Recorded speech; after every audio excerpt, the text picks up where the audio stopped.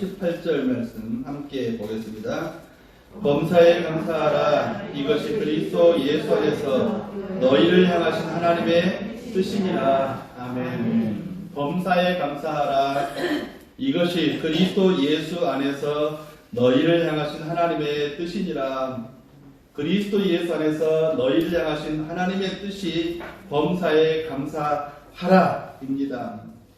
그래서 오늘 감사를 원하시는 하나님이라는 제목으로 함께 은혜를 나누기를 원합니다. 오늘은 2021년도 추수감사주일로 지키는 주일입니다. 추수감사주일, 어려운 일도 많았고 곤란한 일도 많았고 근데 무슨 감사하냐 할 수 있겠지만 오늘 본문에 말씀하신 것처럼 범사에 감사하라. 그리스도 예수 안에서 너희를 향한, 누구를 향한? 너희를 향한 하나님의 뜻이니라. 하나님의 뜻이다라고 그렇게 말씀을 하십니다. 그러면 하나님의 뜻이기 때문에 우리가 감사하는 자세가 뭘까? 무엇을 감사해야 될까? 감사하라는 그 의미가 뭘까? 성경을 찾아보고 교회력을 찾아보고 초대교회를 뒤져보니 이런 세 가지 정도의 또 감사의 의미가 있습니다. 첫째는 어떤 어려움 속에서도 감사하는 것은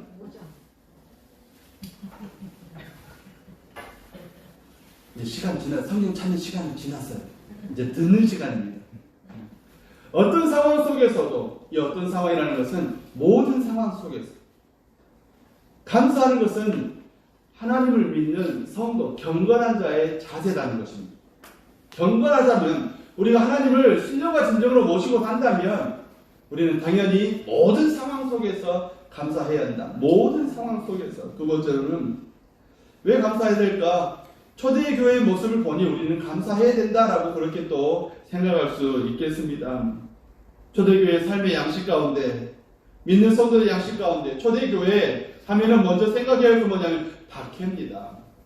엄청난 박해를 받습니다. 우리와 상황이 완전히 다릅니다.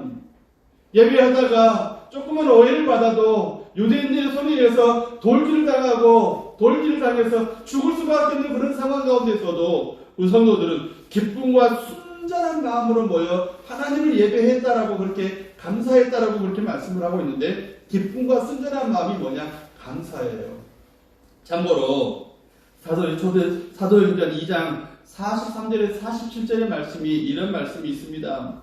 믿는 사람들이 함께 있어 모든 물건을 서로 통용하고 또 재산과 소유를 팔아 각 사람의 필요를 따라 나눠주고 날마다 마음을 같이하여 성전에 모이기를 힘쓰고 집에서 떡을 떼며 기쁨과 순전한 마음으로 음식을 먹으며 하나님을 찬미하며 또 온 백성에게 칭송을 받으니 주께서 구원받는 사람은 날마다 더하게 하시니라.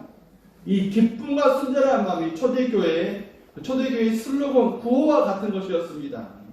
그게 뭐냐? 감사한 마음이에요. 어떻게요? 초대교회 성도들의 삶은 무언가 요즘 우리는 목표 지향적인 삶을 살아가고 있는데 무슨 말이냐면 임무 완성이라는 임무 완성. 40일 금식기도 맞추는 것, 100일 철야기도 하는 것. 이런 임무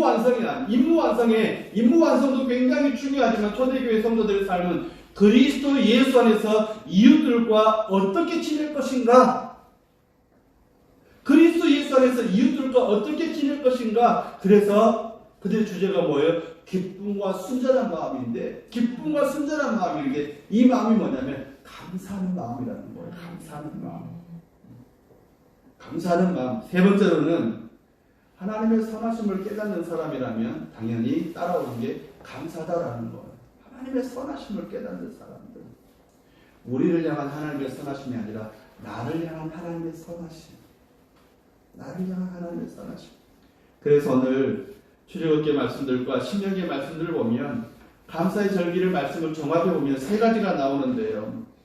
유월절과 맥주절과 추수감사절에 해당되는 수장절을 지키라라고 그렇게 말씀을 합니다.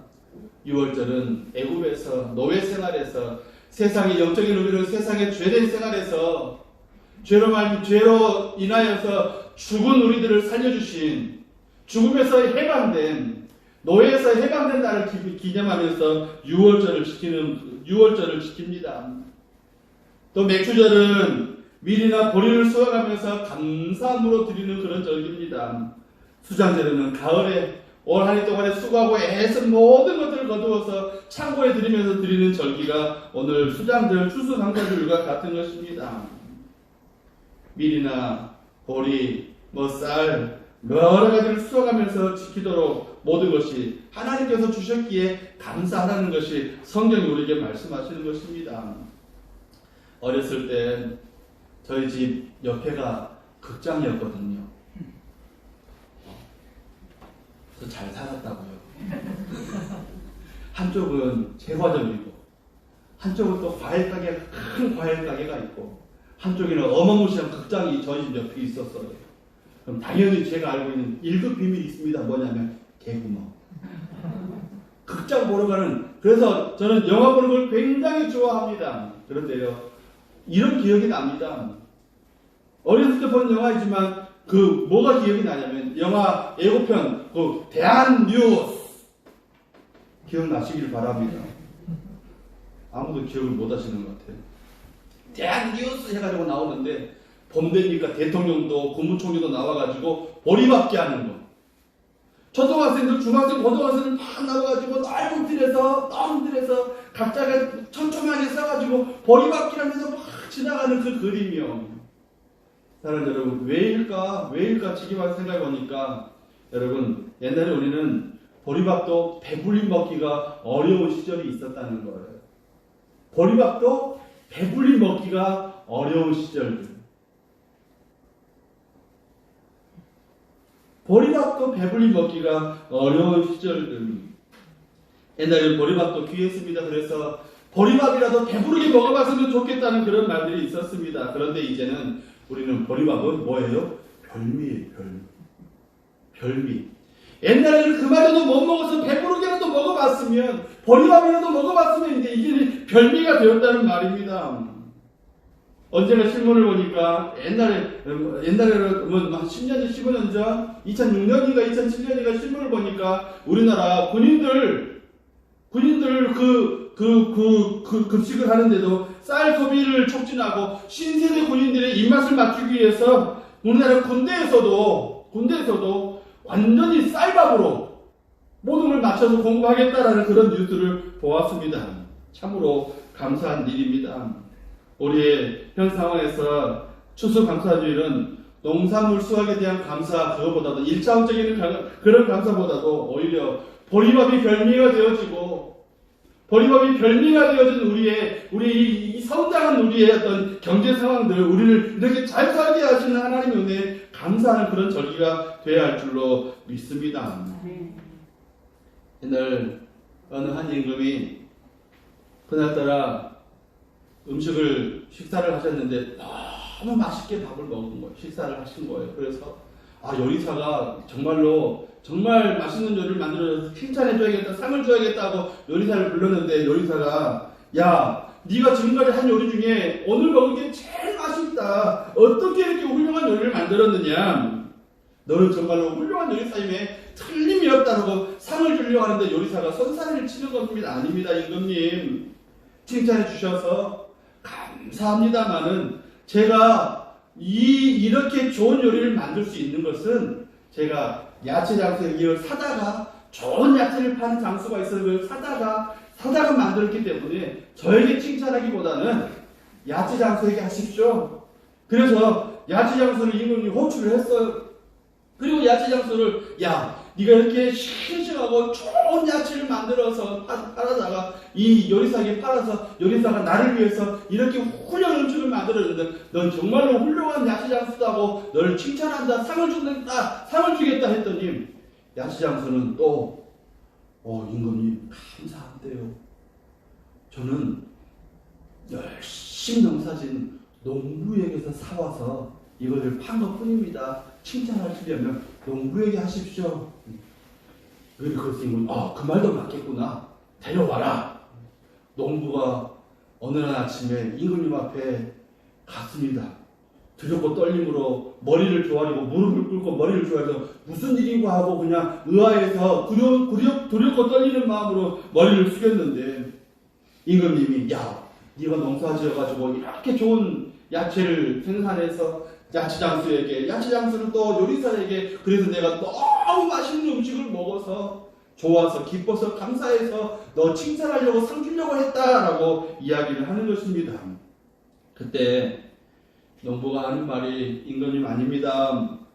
제가 땅을 갈아서 씨를 뿌려서 심어도 때를 따라서 비 줄고 때를 따라서 햇빛 주시는 분이 계시는데 저는 씨를 뿌리고 땅을 갈고 씨를 뿌릴 뿐이지 제가 뿌린 씨앗이 해가 없다면 그 비가 없다면 잎사귀도 내지 못하고 열매를 만들지도 못합니다. 단지 저는 대대로 농사꾼 집안이어서 씨 뿌리면 수확할 수 있다는 그 기대감 때문에 또 씨를 뿌리면 그것이 열매를 맺는다는 것을 분명히 알기 때문에 그것을 뿌린 것 뿐이고 자라게 하신 분은 하나님이십니다 라고 대답을 했습니다. 감사 인사는 하늘에 계신 하나님께 하시길 바랍니다 라고 농부가 이야기를 했다는 이야기예요. 지어낸 이야기 같죠? 예, 지어낸 이야기입니다. 예, 하지만 있어야 하는 이야기입니다. 우리가 되새겨 보아야 할 이야기라는 거예요. 지어낸 이야기입니다. 그러나 있어야만 하는 이야기고요. 우리가 우리의 마음속에 되새겨 보아야 할 이야기라는 것입니다.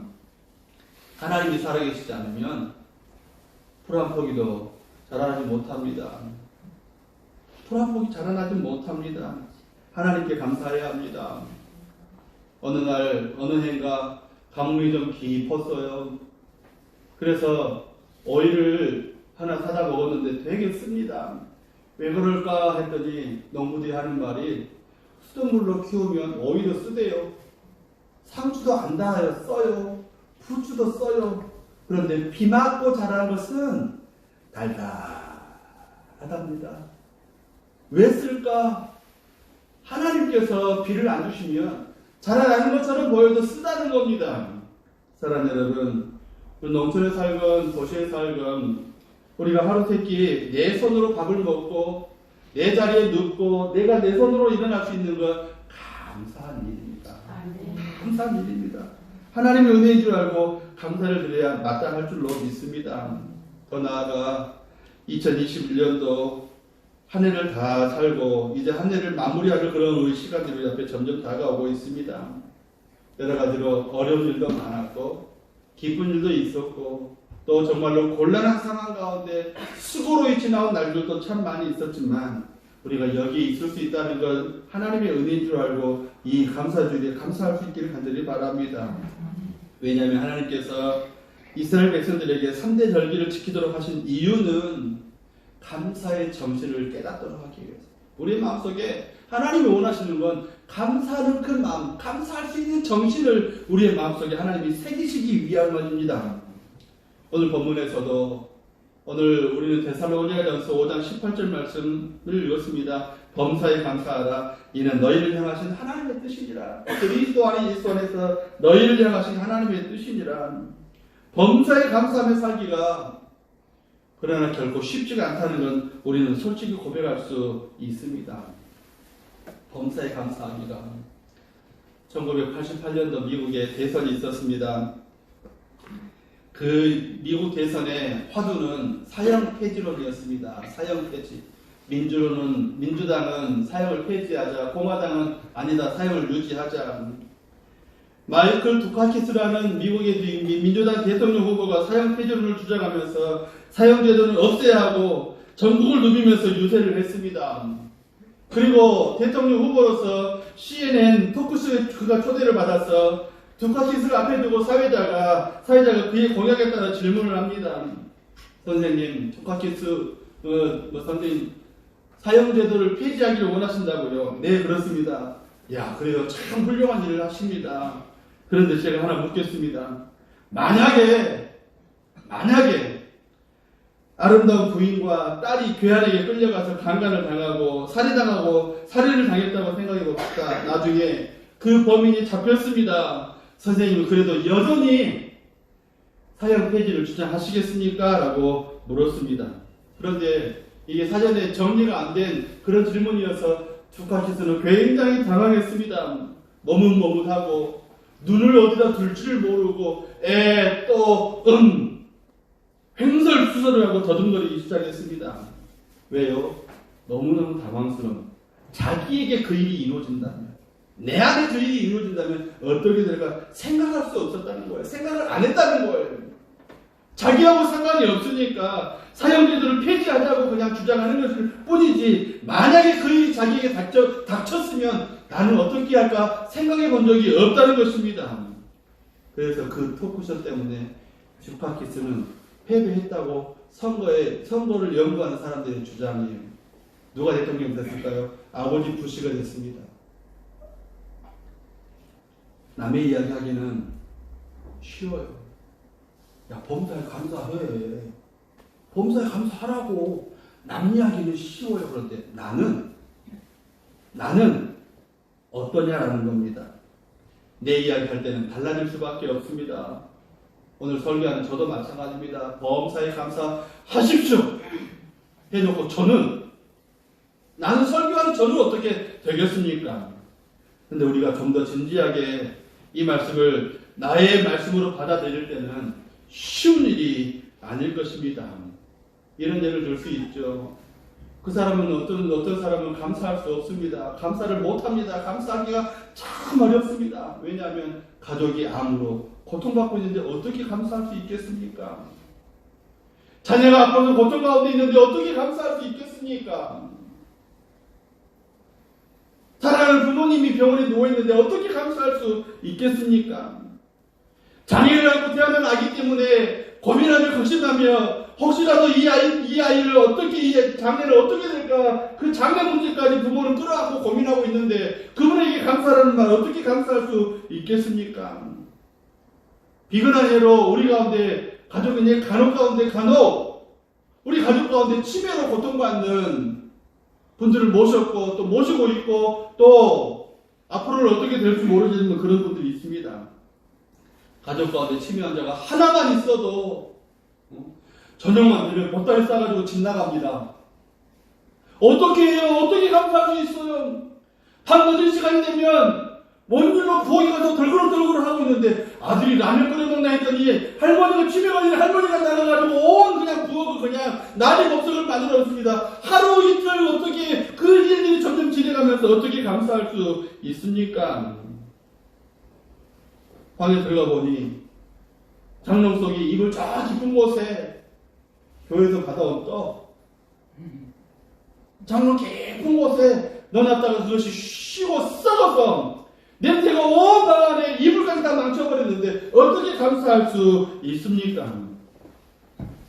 내가 그런 경우를 당했다면 정말 감사할 수 있을까? 상황적으로 인간적으로 말씀하면 하나님의 이 말씀 범사에 감사하라 이 말씀 현실성이 없습니다. 이상론이에요. 그러면 이런 태도로 내 일이 아니니까 만약에 나라면 하나님 입장 바꿔 생각해 보시면 감사할 수 있겠습니까? 라고 생각해 본다면 그러면 이 말씀을 그냥 넘겨도 될까요? 결론부터 말씀을 드리면 절대로 안 됩니다. 절대 안 됩니다. 나보다 나를 더 잘 아시는 분이 하나님이십니다. 나보다 우리의 상황보다 훨씬 더 어려운 시간을 살아가셨던 분이 예수님이십니다. 그럼에도 불구하고 예수님은 우리에게 그렇게 말씀하십니다. 그러냐? 그래도 범사에 감사하라. 절대로 우리는 입장 바꿔 생각해보세요. 내가 과연 그리고 주님도 그런 일이라면 하나님도 이런 일을 하면 어떻게 그렇게 감사할 수 있겠습니까? 라고 하나님을 향해서 경거망동하게 삿대질을 할 수도 있겠지만 절대로 그렇게 넘어갈 수 없습니다. 감사해야 합니다. 왜 범사에 감사해야 합니까? 골로새서 3장 17절의 말씀 무엇을 하든지 말이나 일이나 다 주 예수의 이름으로 하고 그를 힘입어 하나님 아버지께 감사해라라고 그렇게 말씀을 하시는데 왜 범사에 감사해야 되느냐? 예수님 때문이에요. 아멘 하시기 바랍니다. 예수님 때문이에요. 아멘 하시기 바랍니다. 예수님 때문에 감사해야 합니다. 예수님을 한번 여러분 마음속에 되새김질 해보시기를 바랍니다. 그분이 누굽니까? 하나님이십니다. 하나님의 아들이십니다. 그는 근본 하나님이시는 동일하게 하나님이신데, 하나님과 동일하신 그분이신데, 하나님과 우리를 너무 사랑하셔서 구원하시려고 이 땅에 오셨어요. 나의 죄를 대신 짊어지시고, 당사자가 아닌데 대신 짊어지시고 내 죄를 대신해서 그분이 십자가에 죽으셨습니다. 하나님은 그런 예수님을 삶에 다시 살리시고, 사랑하는 여러분, 그래서 우리의 죄가 다 없어지고 하나님이 그를 살리셨기 때문에 그리스도 예수 안에서 예수를 주와 그리스도로 믿는 우리 모든 성도들은 그분과 함께, 주님과 함께 우리가 의롭다고 다시 살아나게 된 것이 바로 우리의 모습입니다.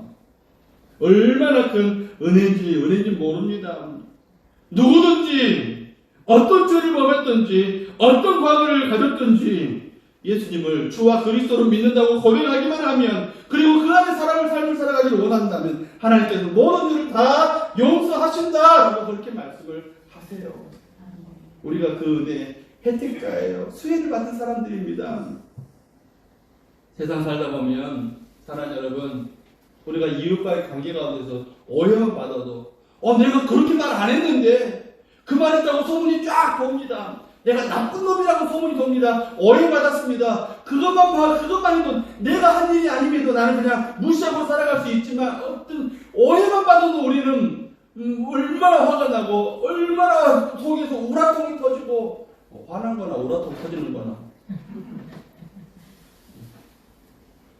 오해가 풀려야만이 그제서야 내가 좋은 사람임을 알 때 사람들은 또 나를 인정할 수 있는지 모르겠지만, 만약에 그 일이 진짜라, 내가 어떤 범죄에 연루되어져서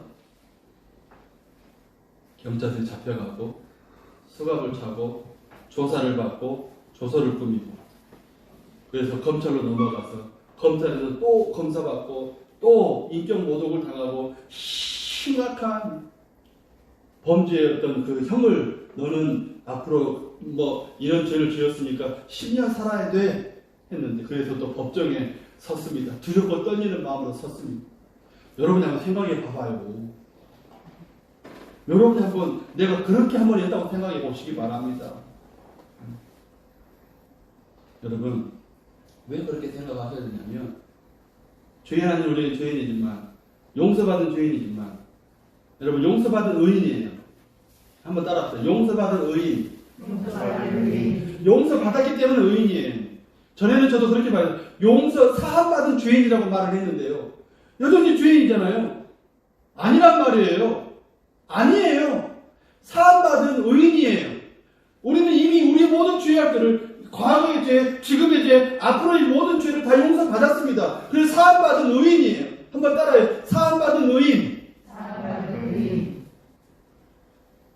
그런데 그럼에도 불구하고 우리는 날마다 목사님 미워,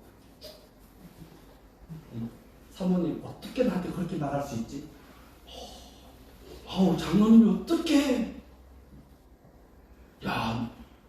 나를 그냥 무시하네, 엄청난 이런 마음이 들 때 우리는 어떻게 해요? 그 마음, 미워하는 마음이에요.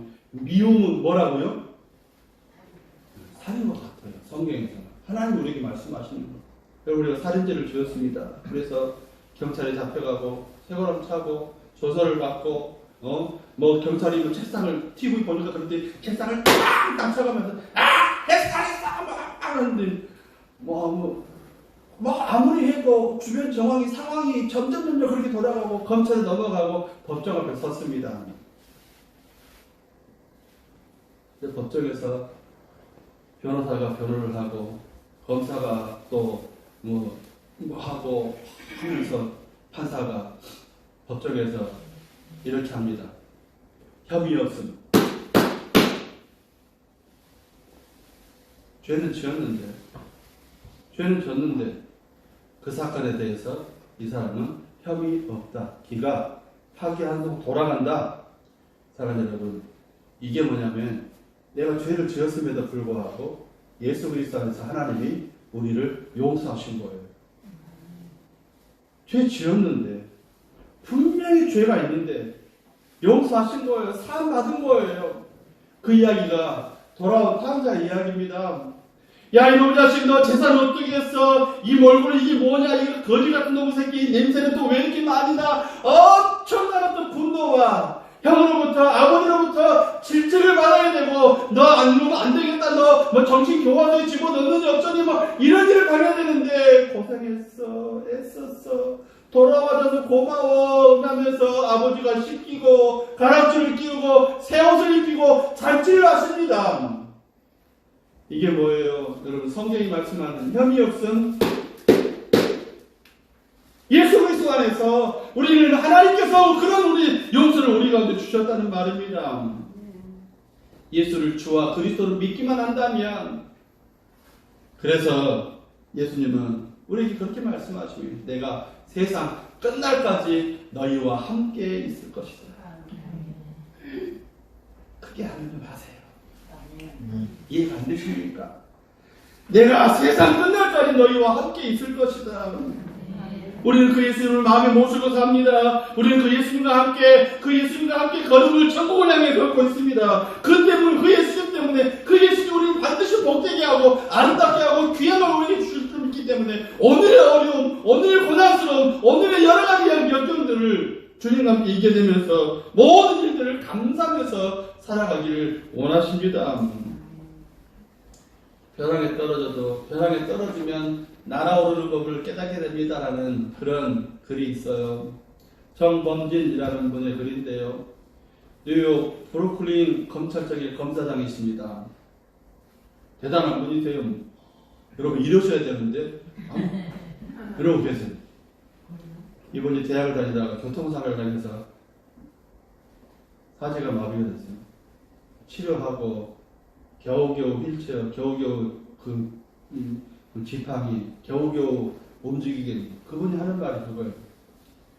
시원하게 오줌이라도 넣어봤으면 좋겠다.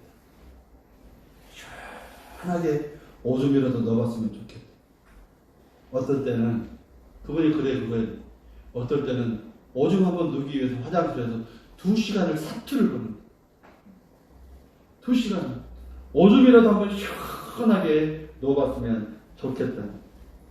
그런가 하면 어떤 고위공직자는 나중에 회개하고 범죄에 연루돼서 회개하고 글을 써놨는데, 잡혀서 호송차에 끌려가는 자기 모습을 보면서 호송차 밖으로 시민들이 종종 걸어들어 직장에 출근하고 퇴근하는 그 모습을 보는데 그렇게 살아가는 시민들이 너무너무 부럽더라.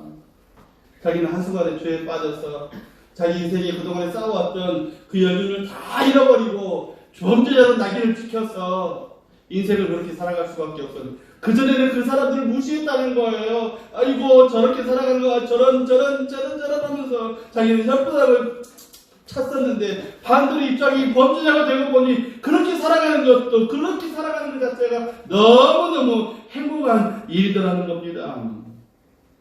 사랑하는 여러분, 건강하게 살고 일하고 부모와 형제들, 자녀들 오손도손 사는 것 행복입니다.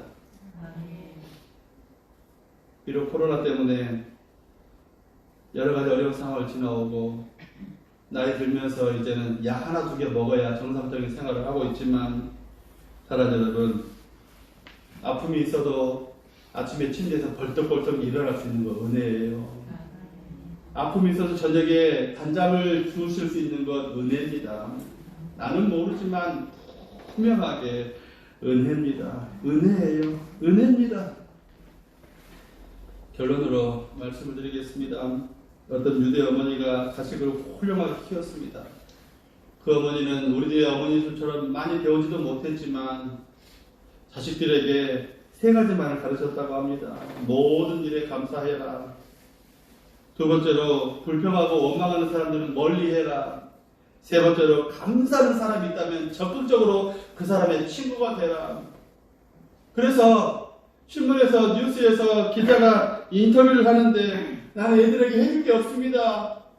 내 수고대로 애쓰는 대로 밥해주고 옷 갈아입히고 잠자리 돌봐주고 아이들을 건강하게 키우기 위해서 애썼습니다. 내가 해줄 수 있는 건 세 가지밖에 없었습니다. 범사에 감사해라. 불평하는 사람은 멀리해라. 만약에 네 친구 중에 범사에 감사하는 사람이 있다면 적극적으로 그의 가까운 친구가 되어라. 세 가지밖에 하지 않았는데 자녀들이 알아서 훌륭하게 컸습니다. 한결같은 이야기예요. 자식들 잘 되면 부모들이 한결같은 한 이야기가 바로 그걸 나 한 일 별로 없습니다. 사랑하는 여러분. 그런데 잘 자라는 자식들의 이야기는 그거라는 거예요. 부모로부터 좋은 모습을 보고 배웠습니다. 사랑하는 여러분, 저와 여러분 마음속에 범사에 감사하는 그런 마음들이 있기를 간절히 바랍니다. 나 같은 주인 살리신 주님의 은혜, 지난 시간 그 시간들 눈 깜빡일 동안에도 지켜주신 그 하나님의 은혜, 진정 하나님이 원하시는 것이 바로 감사, 그런 감사합니다. 추수감사주일 우리도 초대교회, 예루살렘 초대교회처럼 어떤 모든 상황 속에서 감사하는 경건한 성도들 되시기 바랍니다. 그들이 그 기쁨과 순전한 마음으로 감사했던 것처럼 우리도 감사하시기를 바랍니다. 하나님의 선하심을 깨달아서 주님 앞에 감사할 줄 아는 저와 여러분, 우리 모두가 될 수 있기를 예수님의 이름으로 축복합니다. 아멘. 기도하겠습니다. 모든